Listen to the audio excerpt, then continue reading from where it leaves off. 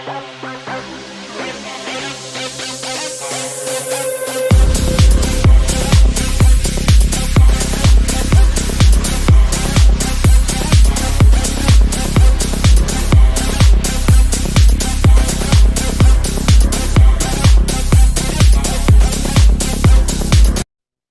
guys, this is Brian Bremer. I'm an actor. You probably know me from Stan Winston's Pumpkinhead, Brian Yuzna's Society, and I'm Pino in Silent Night, Deadly Night 5. I'm Nick in the Walking Dead video games and lots more. And you are listening to The Movie Raid Show. It's time for The Movie Raid, and tonight's victim is voice actor and actor Brian Bremer, that has played in numerous films such as The Walking Dead Season 2, Pumpkinhead, Silent Night, Deadly Night 5. Hello. Hello, Mike. How are you? Fantastic, man. So, do we have any new projects that you are allowed to share a little bit? I know you've been hitting some cons recently, and it's pretty much a busy month. I can talk all about the cons. You know, there are special rules when we go to the cons, but this year I have been able to go to the cons and follow the rules and celebrate the 35th anniversary of Pumpkinhead. So I've been all over the country. I went to Montreal, and it's just been an amazing time. I'm exhausted from all the travel, but I wouldn't trade it for anything because meeting the fans is just absolutely amazing. Good thing that's kind of saved my life this year in the voiceover world is that the commercials were not struck, so we were able to do commercials. I do a lot of animation and video games. A lot of that did not fall under the film and TV contract, so I was able to still do that in the voiceover world. And then a lot of my voiceover work is commercial work as well, so I was able to continue to do that. So, but overall, it's just been overall slower because the advertising dollars and the budgets, the whole entertainment industry, whether it was struck or not, has taken an enormous hit this year. Everybody from agents to craft services to people who rent out the trailers, definitely the film crews. So we are really hopeful for an amicable solution very soon. And man, maybe it'll be historic, maybe even today. We're crossing our fingers, maybe it'll even be today. So even you like said in voiceover, like since this strike is such a huge thing at the moment, and it can be limited for all artists when it comes to this, how much leeway are you allowed for yourself to, as an artist, to be relevant in this world? But how does it affect you right now? Like, where can you really survive as an artist while this is happening in the voiceover world? Even television, like even when it's an anime series, even that could harm your reputation as well because of that. I mean, how does that really affect you on that? Actually, it's funny. The animated series and the video games are not covered under the film and TV contract, so they let us know very early on that stuff was still okay. And so I've done a couple of appearances in little animated things and video game trailers. The work in voiceover that has been struck, though, is anything that's promoting a film or television project. So if you think about it, promos are a really big deal, right? Coming up tonight on The Burt Show, or, coming up tonight on The Real Housewives of Atlanta. We're not allowed to do any of that. There are a lot of actors that can do union and non-union work depending on the state they live in and their status with the union, or if they're just non-union actors. If you're a non-union actor and you live in a right-to-work state, that means that you cannot be denied the right to work because you're not in a union. So non-union actors have still been able to work, but what I found that's really amazing is even a lot of non-union actors are standing in support and solidarity with the union because they know ultimately one day they'd like to be in the union. And whether you're union or non-union, the union does a really great job of setting fair wages, fair working conditions. Before the union, that was just not a thing. And that's important. Actors are dealing in their emotions and accessing their emotions 24/7. And it's not easy. And it's not easy to book a job. I've been a working voice actor for 22 years, and I always say I'm a hustler, I'm a working actor, I'm in the trenches auditioning every day. And I've had a great deal of success, and I'm very thankful for it. But I'm still auditioning, 25 times a day, and maybe I'm booking 3 times a month, That's a good ratio. So it's hard, and even the non-union actors know that what we're asking, what we're fighting for, is just a fair cut of the revenue that our work is generating. So there has been work that we can still do. Oh, and also, SAG has the interim agreement, and a couple of films this year that I've worked on have been a part of the interim agreement. So they've made it possible to work. It's just the volume of work is not there, and the limitations of what we can and can't do, they're set, very rigorously. This is the first strike we've had, I think, since... Well, the last time both unions struck, the WGA and the and SAG-AFTRA, was 2008. So it's been a long time, but I was around for that too. And it had a devastating impact on the industry then, but the technology had changed. Back then, people were getting their movies, at home for the first time and in different ways. And the technology changed without the contracts changing. And that's what we're facing with the streamers now. So the technology, the studios and all employers of actors just have to catch up with this digital streaming and how many millions and millions of more ears are hearing our work and be able to compensate us fairly. On the upside of that, streaming is absolutely why movies like Pumpkinhead and Society, especially, thank you, Joe Bob Briggs, and Silent Night 5 have suddenly come back like with this wave into the public consciousness. And that's resulted in probably one of the most joyful times in my career, being able to go out and actually meet the people who watch and have watched these movies their whole lives. There's nothing better than that. There's always a silver lining. We just got to ride it out. Once we get through to the other side, things will be better for everybody, including the studios. Everything will be fair and equitable, and we'll get back to work. So you just pivot and you change. And like my dad says, when a door closes, you look for the vacuum and you walk through another open door to opportunity. So now, as far as like other revenue due to the strike with like video games or anything like that, video games you kind of do, except for example, the Walking Dead Telltale game for season 2, because the company kind of bellied up for other reasons. But at the same time, your work is still out there. But does that help? Does the revenue, did that stop for you like any other games that are still currently in circulation? Or no residual revenue stopped. All residual revenue has continued. I keep getting checks for Pumpkinhead and for the TV show Rectify that I did, and Permanent that I did a couple of years ago with Patricia Arquette. They haven't stopped the residuals. So the strike did not stop the residuals. That money's still coming. Interestingly, though, the video game contract has always been kind of a sore point and a subject of discussion, and they are actually now reviewing that contract. And I think it's common knowledge, if you read Hollywood Reporter or Deadline, that contract is coming up in talks, and that and the new media contract may also go through a strike. But we don't think that'll happen because we've been through this incredible, unprecedented strike, and nobody really wants to do that. So I think they'll come to fair terms. With video games, it comes down to residual payment. Currently under the contract, there are no residual payments for video games. Well, that's crazy, isn't it? I mean, the Walking Dead video game sold 10 million units in its first 6 months. So that also doesn't make any sense. So you can negotiate that. Now, your agent can negotiate it, but usually that's reserved for really, really, really big name star talent that appear in those properties. So you're a working actor like me, you work under a contract, you get a great day rate per episode. And I think I got double scale for the Walking Dead game some time ago. So the payday is really, really, really great, for an acting gig. But then you realize how many ears and eyes have seen that performance over 8 or 10 years, and you're talking about millions and millions and millions of audience members, right, who've seen your performance. So that pay structure also has to be revisited. And, if we had residuals on the video games, I would probably be a rich man just from that one video game, or at least be able to support myself. I mean, for actors, that's really what it's all about, is our work comes so few and far between. We book great jobs, but then we might go 6 months without working, do 3 jobs for voiceover in a month and then not work for a month, or then you might book 6 jobs and not work for 2 months. So that residual money, which is really based on people enjoying your performance, like every time you go to the theater and sit down and watch an actor, you pay for a ticket. That's money that kind of helps get us through from gig to gig because it's so highly competitive. But we do it because we love it. That's why we keep doing it. I've been in the entertainment industry for 40 years. In casting, I'm a producer. I've produced television shows. Obviously, I'm an actor, a voice actor, a camera actor. And I teach as well. And my students will often say, well, how have you stayed in this business so long? Why didn't you walk away when things got tough? And I always say, well, look, I just never went home because I love what I do. And that's the very first thing you have to have in this business before you think about money or a business plan or a marketing plan. You've got to make sure you love this. This is a hard line of work. Consistent work is rarely a thing. You have to diversify so that if work isn't coming in one area, you can move into another area. I've worked in front of the camera, behind the camera, on stage, backstage. I've developed a really good, diverse skill set, Mike. So if there ever isn't work in one area, I'm usually able to pivot and, go into one of the other lines of work that I've kind of become experienced at. Now, granted, I'm 56, so I've been in the business 40 years. I started when I was 16. But that's really the key to success in the entertainment industry. Number 1, love what you do. And number 2, diversify. If you're an actor, intern for a casting office. If you want to be a writer, be a script supervisor on set. Be a production assistant. Take the lowliest job you can get on set and just learn everything you can. And having a good attitude, doing things and keeping things in perspective. Families first. The loves that are in your life, they're the most important. This is a job. I feel fortunate to be able to do this job and to work in this business. But a really good actor friend of mine who was on a series on Stars recently, I was talking to him and I said, well, Atkins, do you love the business? He goes, oh no, man. Oh no. He said, I love what I do.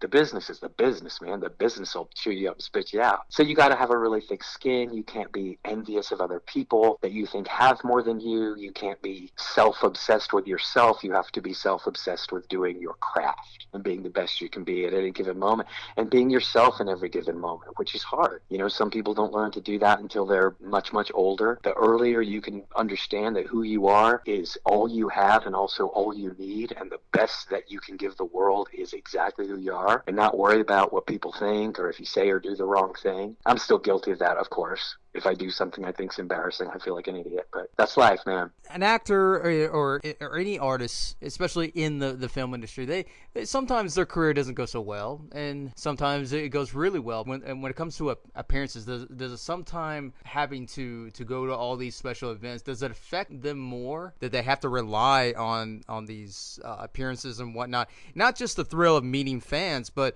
sometimes they have to rely on going to all these cons and so forth. And part of that because their career isn't going so well. Do you think that reliance is going to be heavily affected on other artists who had success and then is not doing so well? I don't know, Mike. You know, I've just started doing the conventions myself in the last year, so I'm kind of new on that circuit. And I started doing them because a promoter reached out and said, hey, people would want to meet you. They're out there. But of all the people I've met, Felissa Rose, Kane Hodder, Fiona Dourif, I just met her, you know, at this last show.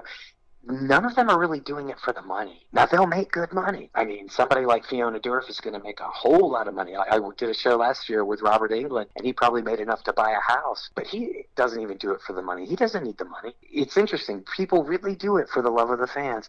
I haven't met anyone yet that is there because they're strictly there for the paycheck. Now, I know they're out there. But from my point of view, the career ups and downs are really sort of a public perception. They're not really the reality of living this life day to day. You may not see an actor in a film for 15 years, but that doesn't mean they're not producing or getting scripts made or getting movies made or working in some other fashion, or that they've just like stepped back, you know, for a little while. Money can be made, and money can be made in this business in many, many, many different ways. Usually an actor's career will kind of ebb and flow naturally, like your creative career does. Sometimes that comes down to castability. When I was a kid in Los Angeles, I played high school age until I was about 27 years old. And then when I turned 28, all of a sudden I didn't look young enough to play high school, but I didn't look old enough yet to be like the dad or the uncle or the doctor or the psychiatrist, you know? So I went into this kind of uncastable phase. Now, famous people are different, but we're talking about the 99.9% of the people that actually work in this business. If you see a famous person disappear, they've likely chosen to do that. They've got enough money to live the rest of their lives without ever working another day. But so for a working actor like me, you know, I got into an uncastable kind of photographic type. There wasn't anywhere to put me, so I found voice acting. And let me tell you, though, when I found voice acting, honestly, Mike, I never looked back. I fell in love with it, and it's still primarily how I make my living. So you just never know. But, you know, people being on the scene or being off the scene, that's really more of a public perception, I think, in our business. Even Clint Howard, who's a good friend of mine, he's like, oh, I love it. It's fun. It's fun. He'll leave his table a lot because he gets tired or just needs to take a break. No, but they are really, really fun. I can really only speak for myself, but that's why I do it. I also have to limit myself next year. I've figured out I love traveling, but I have traveled so much this year, Mike. If I never see another airport, it will be too soon. So next year, I have a couple of shows that are booked now, and there are a couple that we're talking about doing, like a Pumpkinhead reunion at Spooky Empire, maybe, and things like that. But I'm going to really limit it because, you know, I also have a family, and I have a pretty busy career with my voice acting and the other work I do in the entertainment industry. And now I'm starting to get back interested in on camera again, but mainly because,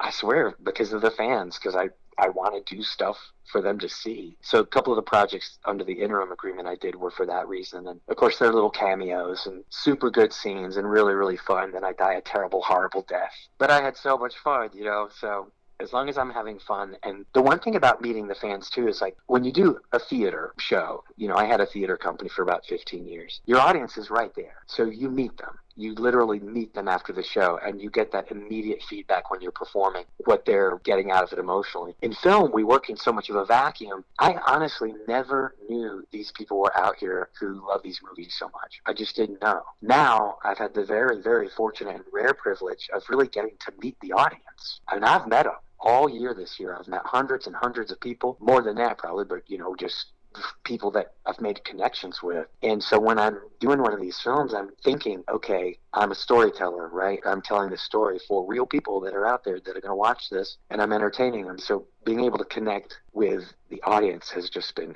amazing. It makes you want to do it for the right reasons, you know? When an artist does get that break in their career, whether he or she establishing the success, do you think sometimes they can almost entrap themselves within that genre of what they were based off success of? Do you think that could affect them heavily with breaking out in other genres or other mediums because of that? I can see how that's a perception, but I think for someone like me who's just auditioning and auditioning, it's a case-by-case basis. I've never not been cast in a non-genre picture because I have this history in horror. But at the same time, I have a good friend, Steve Coulter, who has been working as an actor since he was 20 years old. And suddenly, in his 50s and 60s, he got cast in all the Conjuring movies, and he's in She-Hulk. But he did get to a point. He does appearances, too, because and he was a series regular in the actual Walking Dead TV show. He did get to a point where he actually told his agents at one point, I don't want to do any more horror, because he felt like he was getting too kind of pinged into that genre. It can happen. It hasn't happened for me. I've done mostly comedies, actually. I've just started to return to the genre since I've found out how many people really love and follow these movies. So I don't know. I'm kind of agnostic when it comes to all that kind of stuff, man. I just want to work. But I've never not been given a job because, oh, that's the kid from Pumpkinhead. No, he's in too many horror movies. That's never been my experience. And I don't think it would be Steve's either, but I can see how where he is with his career really soaring and taking off at this point in his life. Maybe just want to do different types of roles and not always be in scary movies, you know. I don't think casting really cares what you've done. If you're the right person for the role, you're the right person for the role. Unless you've done porn, and I've never done porn. That might have an impact. But look at Tracy Lords, man. It didn't stop her, so who knows? Being a part of a horror film, and especially one that has currently a cult following and numerous sequels, can it also be a good character build-up just by starting from that point of your career? And can it also be an efficient business exercise for other future films or other genres that you want to enter that may become popular, including TV series? Oh, yeah, I think absolutely. It's been so interesting, this little resurgence in the interest in my very, very early career, because you got to remember, when I did all these, I was a brand new actor. I just got to Los Angeles from North Carolina, and I was booking these on auditions. You know, I was pounding the pavement and hitting auditions, but it has really benefited me now at this point in my life. It's sort of created this new interest in these movies and this really loyal following. That always translates into more work and more bankability as far as producers are concerned. And, you know, for me, it's so funny because honestly, I'm so busy with all the other things that I do. For me, this is something that is financially rewarding for sure, but it's also, I'm just in a position where I can do it because I want to and I love to, and I really do love it. So yeah, but it does. It has translated into a little renewed burst of interest at this point in my life, which is just kind of mind-blowing. But also, I think the timing is everything in this business, Mike, and in an actor's career. As a young actor, I was always insecure. I didn't know what I was doing. I didn't realize the importance of preparation and study and always getting better and always getting better. And now I know that that really is essential artistically. I've always spent my career now for the last many years, decades, getting better, learning, making sure I'm at the top of my game in whatever I'm doing, not settling for being just okay. And so my focus really creatively is on the craft. The rest is kind of a side effect. Now, I know that's easy to say when you've made money in the business. It's harder to say when you're struggling and 10 years and you still haven't really made a dime, or you still have your day job. But I was in that position too. I remember those days. Like I said, the thing is, I just never stopped. I mean, I had a period when we moved from Los Angeles back to Atlanta with a rock and roll band of all things, where I had worked in an insurance company. I worked at a legal recruiting firm, you know, but the whole time I was taking those acting classes at night. I was in classes. I was still auditioning for whatever was here at the time, which wasn't much. And that's completely changed now. So again, I just never kind of stopped doing what I was doing. There are times too, I think, when creatives take a break, feel like they need to do something else. You can love this craft, but like I say, the business can definitely wear you down. And sometimes you have to step away and recenter and remember who you are and what's important in life. And then you pick up and start over again if you have to, and you end up over time doing things for the right reason.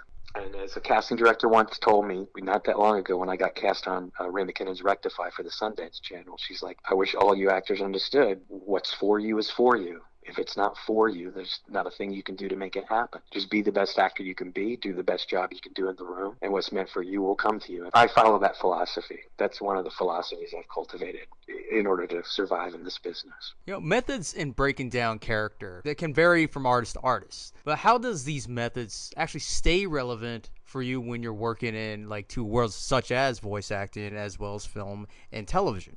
Acting is acting. One of my greatest acting teachers taught me that. It's just the medium might be different, whether it's stage or whether it's film or whether it's voice acting. With all of those, there's just a different technique for getting across that authentic and truthful moment. So really for me, the way I approach a character, it changes from role to role, but it doesn't really change because of the medium.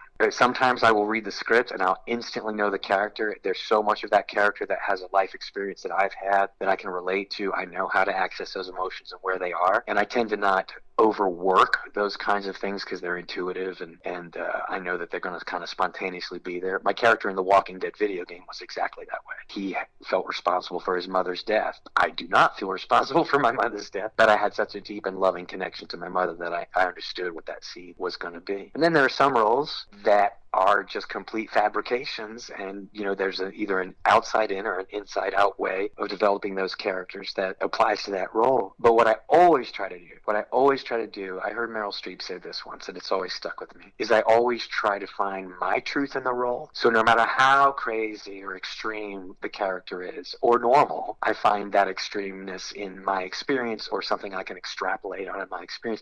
I try to bring myself to it, and what ends up happening is it ends up being a unique performance that's authentic. I mean, that's my goal. I just want it to be honest and truthful, and if you hear it on the radio or you hear it in a video game character or you see it on the screen, you believe it and you go, okay, that's a real person. I'm not thinking there that that's an actor. If you're ever watching my performance and go, oh, that's an actor, then I'm not doing my job, because my job is to create a believable moment in an imaginary situation. And that's different for every actor. A lot of actors are method actors. Some actors, once they get to a certain point in their career, they can just kind of turn it on and turn it off. Glenn Close is very much that way. She can have the most emotional, heart-wrenching, just tears flowing down her face scene, and as soon as they cut, she's like, okay, where are the donuts? And I kind of admire that, being able to flip that switch. It's a process. For me, that process is still very much a work in process, and I imagine it will be until I'm literally done. My dad asked me once, when are you going to retire, son? I'm like, look, first of all, I don't understand that concept being a freelancer.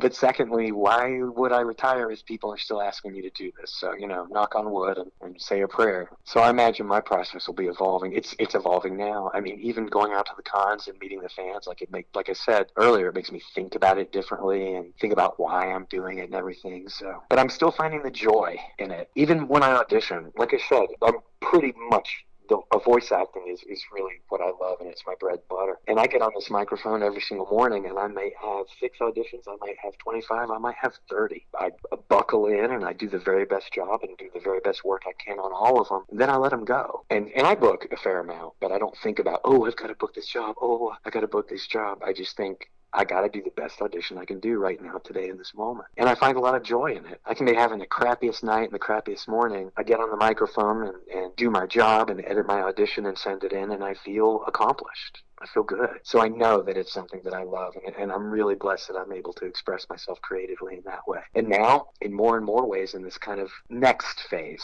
in my career. So I look at it in phases. It's not about the energy of money. It really is about that creative energy and honoring that. And then what's meant for you comes. And even if it's not a high dollar thing or you never make a living at it, there's something you've learned on that journey.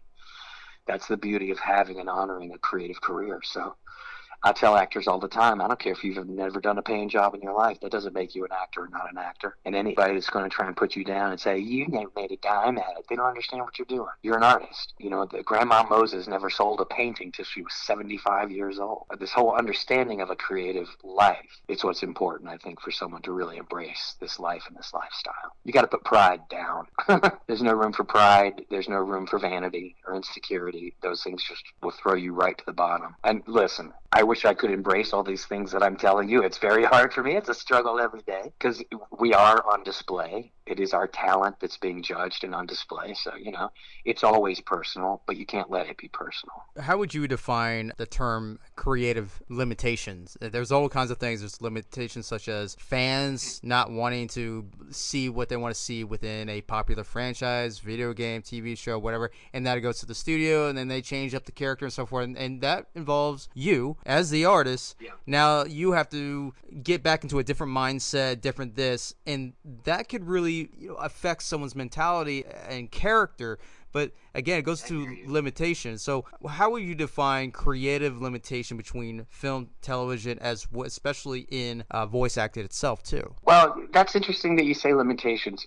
Film, theater, voice acting, any form of acting that where you're actually, creating a product to display to the public, where you have an audience, those are all collaborative endeavors. Nobody works in a vacuum. Everything on a film is a collaboration between the director of photography, the costumer, the actors, the key grips. Like, it's a collaboration of so many people. There are a few people that will have their hands on your performance, and that's the way it is. Your directors, your producers, they'll want to shape the performance, the character a certain way. But I found in a lot of the jobs I've done, most of my directors, like Stan Winston especially, Brian Yesna, they hire you because they know that you bring the skill set to the table, and they're not going to correct you. They're going to direct you toward the overall vision of the picture because that's what they have in mind. That's not necessarily what you have in mind as the actor. So I've never had anybody kibosh or tell me I need to do it or be a different thing or do something a different way. They'll just hire a different person. When I hear the word creative limitations, it's funny, the first thing that came to my mind, Mike, was I do know that there are things that I still cannot do that I need to learn to do. I know that I am a very good actor, for example. I know that I am. I've done it long enough, and I know how to do what I'm going to do. And I would wish that for any aspiring actor, that you get to the point where it's not vanity, but you know what you're doing. You know the value of preparation. You know how to hit your mark. You know you're going to be believable. You know how to create that character. You know how to do it. Because that's the one that will not eliminate your nerves, because they can never be eliminated. That's part of what makes our batteries run. But it will not allow your nerves to control you. It's preparation. It's education, right? But even with knowing that, I know that there are things I'm better at than others. I know there are some things I could be better at, especially in the voiceover world. Like, oh my gosh, there's so many different genres of the voiceover world. Like, I've never felt I was extremely strong in promo. So I coach with a promo coach who's constantly working. And I've actually booked a couple of promos lately for Nickelodeon, but they weren't for struck work. When I hear creative limitations, I think that is an art, not really something that's put on us by other people, because, working in the business is a collaborative effort.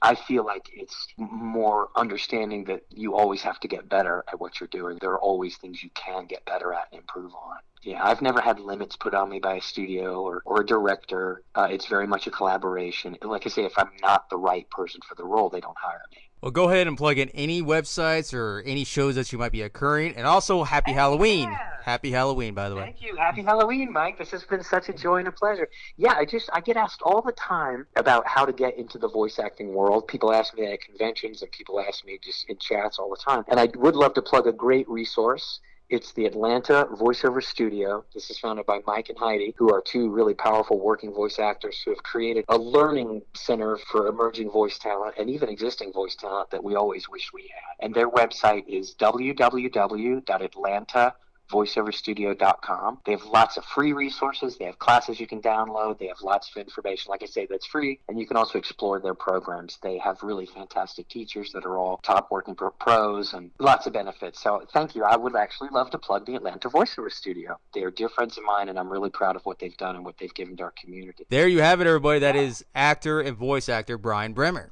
Mike, thank you so much for having me. Your questions were absolutely amazing. They were really, really thoughtful and well thought out, and I wish you the very, very, very best of luck.